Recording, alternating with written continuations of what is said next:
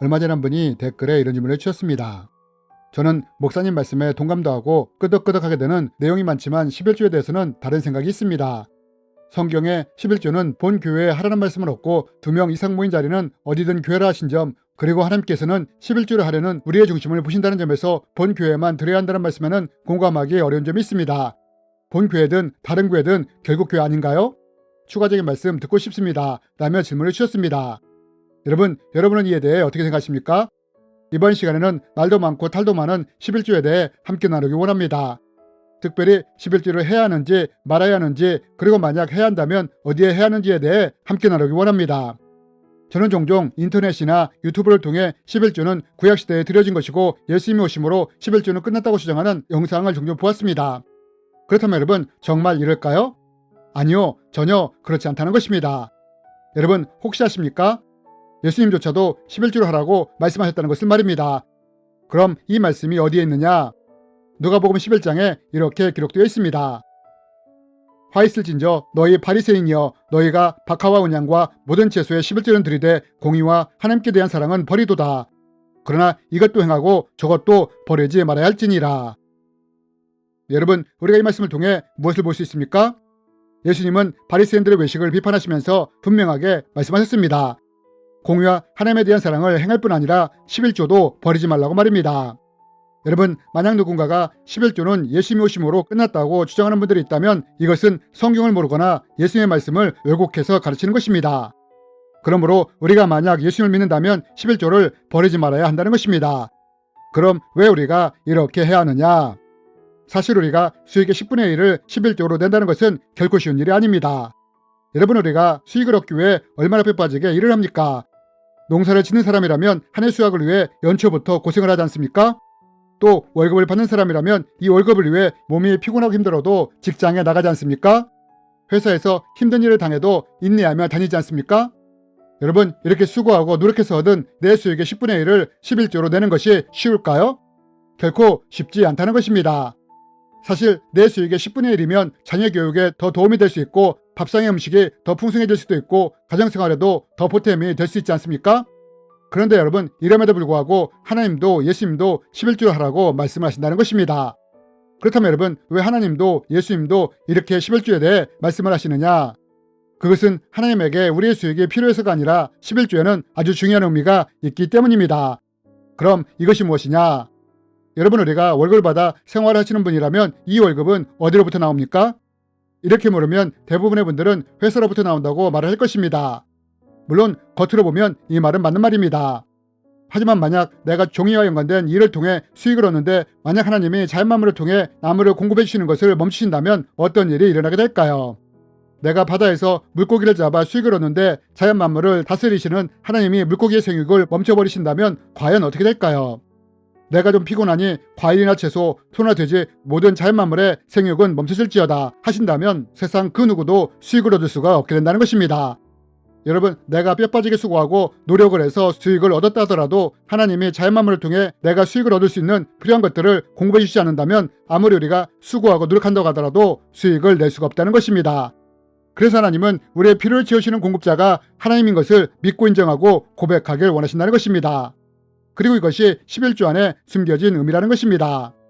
11조에는 나의 필요를 공급해 주시는 분은 하나님이십니다. 하나님이 자연만물을 통해 저의 필요를 공급해 주셨으므로 내가 수익을 얻을 수 있었습니다. 그러므로 내 수익의 주인은 하나님이십니다. 라는 의미가 들어있다는 것입니다. 그래서 이런 이유로 예수님도 11조를 버리지 말라고 하신 것입니다. 그리고 11조에 숨겨진 또 다른 의미는 이것입니다. 여러분, 아무리 우리가 하나님을 사랑한다고 말할지라도 그 사람의 중심이 재물에 있다면 이런 사람은 11조를 하기가 어렵습니다. 왜냐하면 11조가 아깝기 때문입니다. 그러나 그 마음의 중심이 재물이 아니라 하나님께 있다면 이때 우리가 11조를 할 수 있는 것입니다. 그래서 하나님이 이런 사람에게 그 사람의 필요를 더해 주시겠다고 약속을 하신 것입니다. 이런 사람에게는 재물이 부어진다 할지라도 하나님에 대한 신뢰와 믿음이 무너지지 않을 것을 아시기 때문입니다. 만군의 여호와가 이르노라. 너희의 온전한 11조를 창고에 들여 나의 집에 양식 있게 하고 그것으로 나를 시험하여 내가 하늘문을 열고 너희에게 복을 쌓을 곳이 없도록 붙지 아니하나 보라. 여러분, 이것이 바로 11조에 담긴 의미인 것입니다.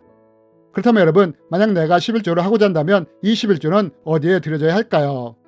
하나님은 이에 대해 우리가 앞에서 읽은 말라기 말씀을 통해 분명하게 말씀하셨습니다. 온전한 11조를 창고에 드리라고 말입니다. 그러면 이 창고란 무엇을 의미하는 것일까요? 이것은 당시 성전 옆에 있던 11조를 내는 창고를 말하는 것입니다. 즉 하나님은 11조를 낼 때는 반드시 내가 제사와 예배를 드리는 성전 11조 창고에 내라고 분명하게 말씀하셨다는 것입니다. 여러분, 앞에서 질문해 주신 분은 이렇게 말씀하셨습니다. 성경에는 본 교회에 11조를 내라는 말씀이 없다고 말입니다. 또 어차피 두세 사람이 모이면 다 교회가 아니냐고 말입니다. 물론 이분 말씀처럼 두세 사람이 모이면 교회입니다. 그러나 하나님은 분명하게 말씀하셨습니다. 11조는 내가 제사와 예배를 드리는 성전에 내라고 말입니다. 그러므로 이런 이유로 11조를 낼 때는 내가 예배를 드리는 교회에 내야 하는 것입니다. 그리고 내가 예배를 드리는 교회가 바로 본 교회인 것입니다. 그럼 여러분, 만약 내가 본 교회가 아니고 다른 곳에 11조를 내는 것에 대해서는 어떻게 보아야 할까요? 어떤 분들은 여러 가지 이유를 들어 11조를 본 교회에 내지 않고 다른 곳으로 보내기도 합니다. 그러나 만약 이렇게 한다면 온전한 11조가 될 수 없습니다. 왜냐하면 내 수익의 10분의 9는 내 것이므로 내가 임의로 사용할 수 있지만 10분의 1인 11조는 내 것이 아니라 하나님 것이므로 내가 임의로 사용할 수 없는 것이기 때문입니다. 그런데 만약 내가 내 생각과 내 뜻으로 이것을 다른 곳에 보내곤 한다면 어떻게 될까요? 이것은 하나님의 집행자가 아니라 내가 집행자가 된다는 것입니다. 11조의 주인이 하나님이 아니라 내가 이 11조조차도 주인이 되는 것입니다. 그러므로 이렇게 할 때 이것은 온전한 11조가 아니라 차라리 구제원금에 가까운 것입니다. 저는 이런 경우를 본 적이 있습니다. 한 목사님이 교회를 개척했는데 어떤 분이 이분에게 11조를 보내왔습니다. 아마 교회가 개척되었으니 목사님이 힘드실 것 같아 11조를 보낸 것 같았습니다. 물론 처음에는 목사님도 하나님이 엘리야의 까마귀를 통해 자신의 필요를 채워주셨다고 감사했습니다. 그런데 시간이 지나면서 어떤 일이 일어나게 되었느냐? 목사님이 하나님의 공급하심을 바라보는 것이 아니라 11조를 보내는 분을 바라보기 시작했다는 것입니다. 목사님의 눈이 하나님이 아니라 먹을 것을 물어다주는 까마귀에 더 집중하기 시작했다는 것입니다. 결국 11조를 보내시는 분은 좋은 의도로 보내셨겠지만 오히려 이것이 목사님에게는 독이 된 것입니다. 저는 이런 이유로 개척교회를 할 때 치유사역을 받으신 분이 11조를 보내시겠다고 하면 분명하게 말씀을 드렸습니다. 11조는 본 교회에 드리는 것이라고 말입니다. 그리고 저의 필요는 하나님이 채워주실 것이라고 말입니다. 물론 본 교회의 허락을 받고 일정 기간 동안 11조를 다른 곳에 보낼 수 있습니다. 하지만 이것은 단지 일시적인 기간 동안이란 것입니다. 또 어떤 분은 11조를 다른 교회에 보내는 이유를 이렇게 말씀하신 적이 있습니다. 자기 교회는 성도가 많아서 11조가 차고 넘친다고 말입니다. 또 어떤 분은 내가 11조를 내면 이 11조를 외형적인 것을 키우기 위해서 사용한다고 말입니다. 이러면서 불편한 마음을 표현하시는 분들도 있었습니다. 물론 이런 분의 마음을 충분히 이해할 수 있습니다. 그러나 우리가 여기서 분명히 알아야 할 것은 이름에도 불구하고 11조는 절대로 내 생각과 내 뜻대로 사용되어서는 안 된다는 것입니다. 반드시 제사하고 예배드리는 성전 11조 창고에 드려져야 한다는 것입니다. 즉 내가 예배드리는 본 교회에 드려져야 한다는 것입니다. 그리고 드려진 온전한 11조가 교회에서 잘못 사용되게 된다면 이것을 판단했을 분은 내가 아니라 하나님이시라는 것입니다. 여러분 꼭 기억하시기 바랍니다. 하나님은 살아계십니다. 그러므로 하나님께 드려진 온전한 11조가 잘못 사용된다면 하나님이 이에 대해 책임을 물으신다는 것입니다. 왜냐하면 하나님은 사랑의 하나님이시지만 또한 공의의 하나님이시기 때문입니다.